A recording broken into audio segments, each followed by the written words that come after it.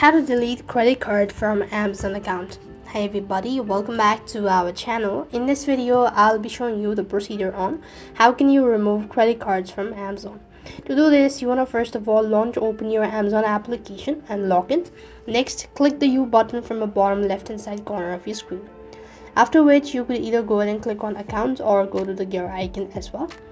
And when you are taken to the settings page, you want to scroll down and you could see Amazon Pay, right?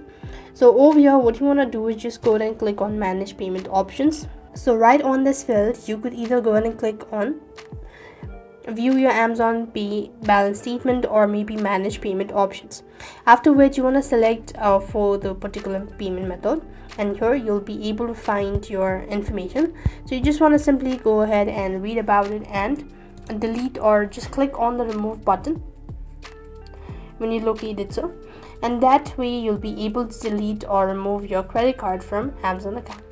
So that's the way you could do it. So I hope the video was helpful. Make sure to like, share and subscribe. Thank you for watching. See you in the next video.